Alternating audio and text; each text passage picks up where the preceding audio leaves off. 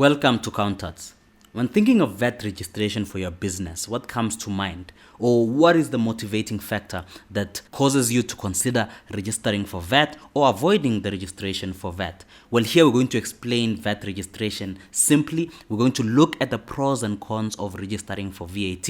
We're also going to look at when it is compulsory for you to register for VAT and when you can voluntarily register for VAT. We're also going to discuss how your invoice should look like when you are registered for VAT for it to be considered. So let's get into it. Well, we know that VAT or VAT is the tax added to the cost of a product or service and is levied for purposes of generating revenue for the government. So obviously, if you are providing a service or you're selling a product, if VAT is applicable on that service or product, you have to charge VAT on top of your selling price if you are registered for VAT, and that is one of the revenue streams for the government. So specifically registering for VAT in South Africa, we know that VAT is at 15%. Registration for VAT allows you to charge VAT, that is output VAT, on your qualifying goods and services and claim VAT, which is input VAT, from SARS. So what does this mean? Well, if you are registered for VAT, you are allowed to charge VAT. Remember, if you're not registered for VAT and you do not have a VAT number, you cannot charge VAT on your goods and services. But if you are registered for VAT, you must charge VAT on your qualifying goods and services, as I've mentioned previously. Now, if you charge your customers VAT, obviously that money comes to you as the company. You receive all that money and you have to take the VAT portion and pay it over to the Revenue Authority. In this case, it's SARS. But you can also claim the VAT that you've paid for your qualifying expenses. So let's say you've been buying products from your supplier and they've been charging you VAT. All that VAT that you've been paying out, if you are registered for VAT, you can claim that money back from SARS. So if you're charging your customers VAT and you're being charged VAT by your suppliers, then you can see the net amount here. Do I owe SARS or does SARS owe me? That's the input VAT and the output VAT. And remember, output VAT is the VAT that you are charging to your customers on your sales, and input VAT is the VAT that you are paying out on your qualifying expenses as a business. So I hope that is making sense. And remember, this can only be charged to customers if you are registered for VAT. There are two ways in which you can register for VAT. One is voluntary and the other is compulsory, as I have mentioned. So let's look at when you can qualify to register for VAT voluntarily and when it is compulsory for you to register for VAT. Well, firstly, voluntary registration. When can you voluntarily register for VAT? Well, a business may choose to register voluntarily for VAT if the value of taxable supplies made or to be made is less than 1 million rand, but has exceeded 50,000 rand in the past period of 12 months. So what is this saying? Well, you may voluntarily register for VAT if the taxable supplies you have made is less than 1 million, but is more than 50,000 rand in the past 12 months. So in short, have you made sales of more than 50,000 rand in the past 12 months? If the answer is yes, then you do qualify to voluntarily register for VAT. In the case of a person who has made taxable supplies for more than 2 months but not exceeding 11 months, such person must prove that the average value of taxable supplies in the preceding months prior to the date of application for registration exceeded 4,200 rand per month. What is this saying here? Well, let's say you have just registered your business 3 months ago. So that means obviously you've not made the 50,000 rand in the past 12 months. Well, in this case, if you've made sales for more than 2 months but not more than 12 months, you can register for VAT if you've made sales of at least 4,200 rand per month in the last 2 months. So let's say for a person who registered the company 3 months ago and began trading, and in the first month they made more than 4,200, in the second month they made more than 4,200, then you can register for VAT voluntarily because you do qualify to do so. Remember, for this one you must have traded for at least 2 months but not more than 11 months. If you've traded for more than 11 months, then you must have made 50,000 rand taxable supplies or sales in the last 12 months. I hope it's making sense.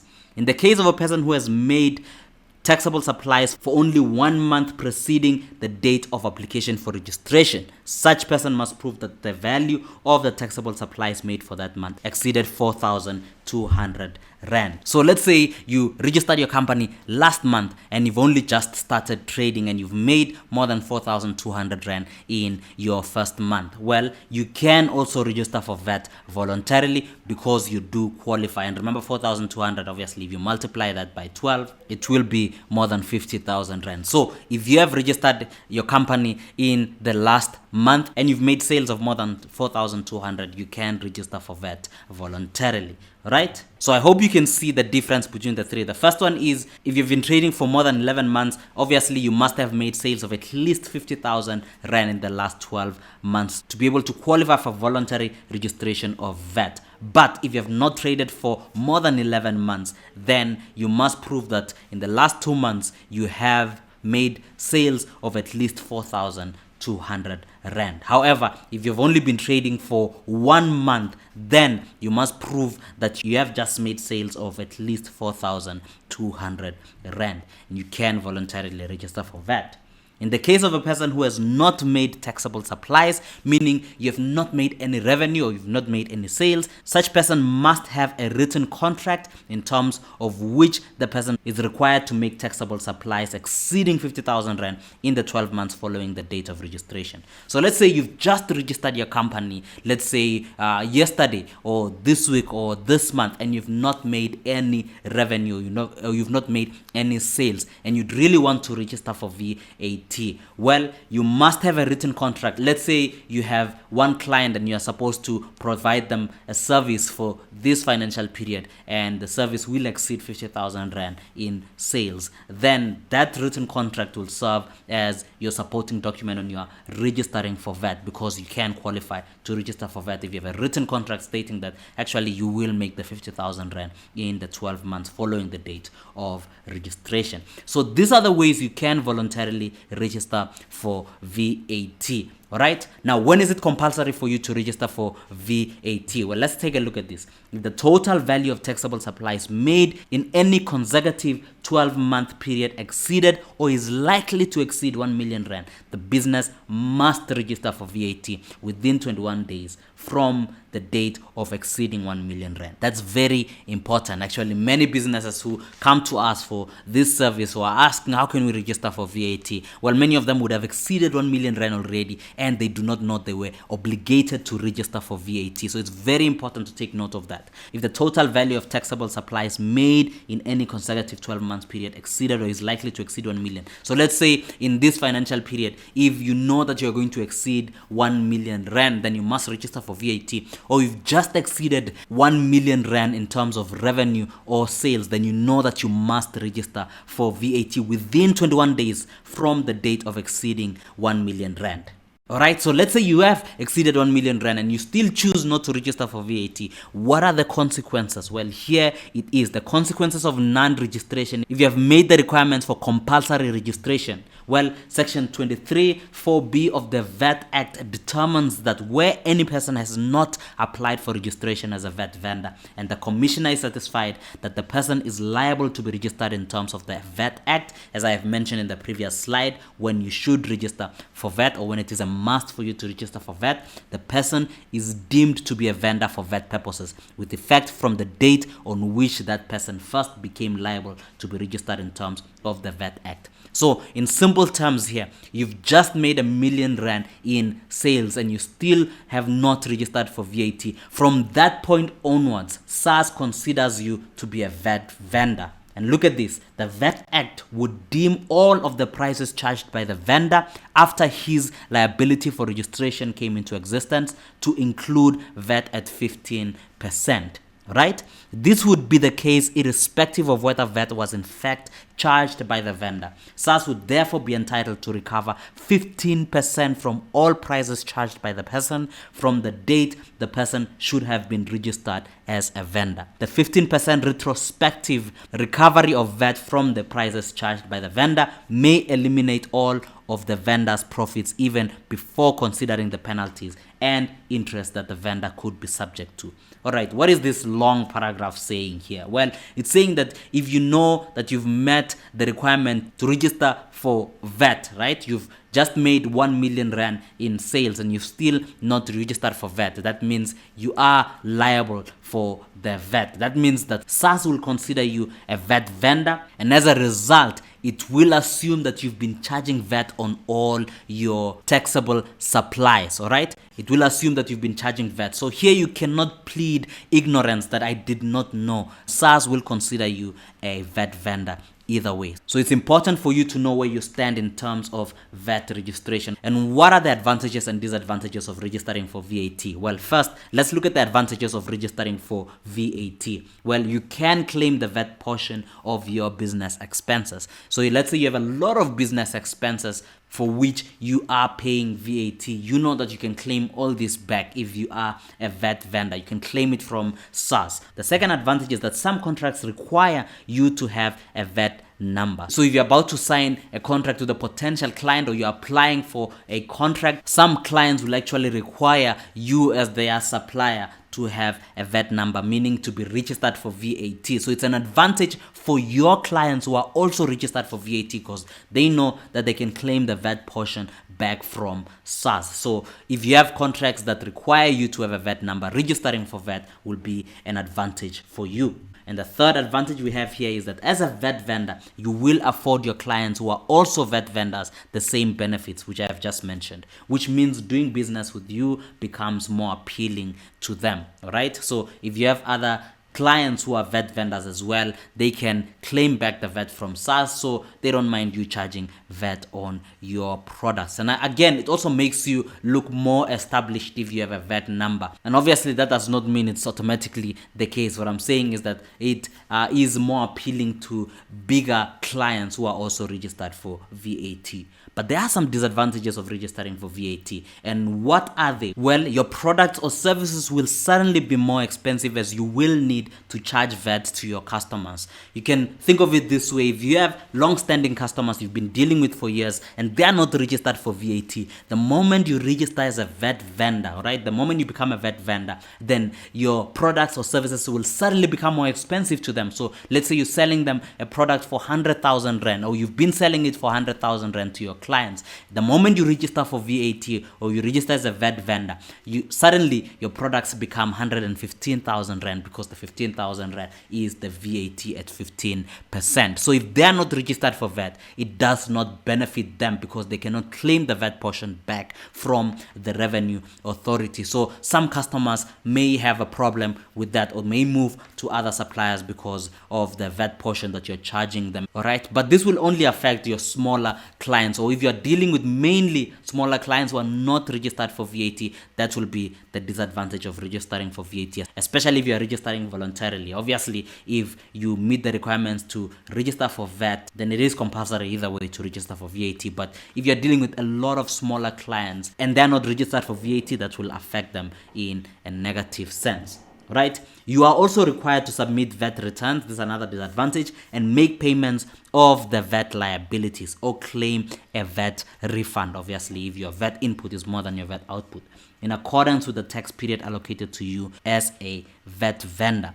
The VAT returns and payments are normally submitted or made on or before the 25th day after the end of the tax period. Late payments of VAT will attract a penalty and interest. This means that you have more admin work on your hands as a VAT vendor. So the moment you register for VAT, you know that you have more work on your hands, or you have to pay a tax practitioner or an accountant to do this for you. So what this means, obviously, you have more admin in your hands because you have to submit your VAT returns. All right, there is more admin by registering for VAT. All right, the third disadvantage we have here is that paying VAT can cause cash flow issues. Right, VAT is paid on an invoice basis even if you only get the money at a later stage. So if you are paying VAT on an invoice basis, that means that the moment you've made the sale, obviously you are expecting your clients to pay you the money including VAT. But when you have to pay output VAT to SARS, it does not wait for you to receive your money from your clients. You have to make that payment, and sometimes you can make payment way before you receive money from your customers, that means you may run into cash flow issues. And these are some of the advantages and disadvantages of registering for VAT. Obviously, we've just highlighted the basic ones. I'm sure there are more advantages and disadvantages you need to consider. So obviously, it's specific to you as an entity. You have to think about this and consider whether it's worthwhile for you to register for VAT, especially if you can still do so voluntarily and you've not yet made taxable supplies of 1 million rand. Right, so let's say you have registered for VAT or you are considering registering for VAT. Well, how should your invoice look like? Well, a business is required to issue a full tax invoice when the price is more than 5,000 rand, referred to as consideration for the supply, and may issue an abridged tax invoice when the consideration for the supply is 5,000 rand or less than 5,000 rand. If the consideration of the supply is 50 rand or less, a tax invoice is not required. However, a document such as a till slip or sales docket indicating the VAT charged by the supplier will be required to verify the input tax deducted.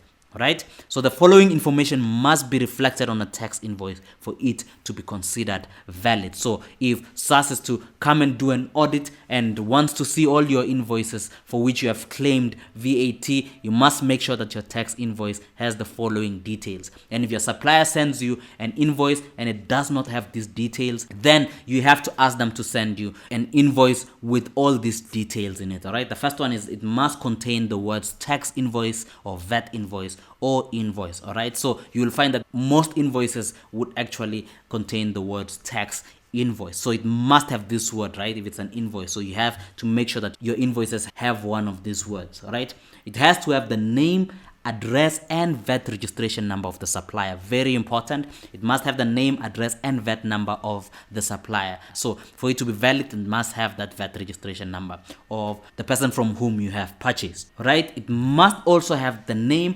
address and where the recipient is a vendor, the recipient's VAT registration number. Okay? So not only should it have the name, address and VAT registration number of your supplier, but it must also have your name, your address, and your VAT registration number. All right, so it must have the name of your company, the address of your company, and your VAT registration number. That is something else that is usually missed on some invoices. So you must make sure that the invoice does not only have the VAT registration number of your supplier, but it must also have your VAT registration number. So if you notice that the invoice does not have your VAT registration number, you have to make sure that you get one with your VAT registration number and all, obviously, of the above details. It must have a serial number and date of issue of the invoice. All right, so obviously invoices are usually numbered, so it must have that and the date of issue of the invoice. It must have accurate description of goods and or services indicating where applicable that the goods are second-hand goods. It must have the quantity or volume of goods or services supplied. And lastly, the value of the supply, the amount of tax charged, and the consideration of the supply or value and the tax must be indicated in the invoice. What does this mean? It must have the amount excluding VAT, it must show the VAT amount, and it must show the amount including the VAT. So VAT exclusive, the VAT portion, and the VAT inclusive amount. And these are some of the things that you need to consider when you are registering for VAT. I hope that's made sense. I hope you've gained some insight here. We are registered tax practitioners, so if you'd like assistance with the registration for VAT, you can chat to us. You'll find our information in the link in the description below. Till next time, cheers.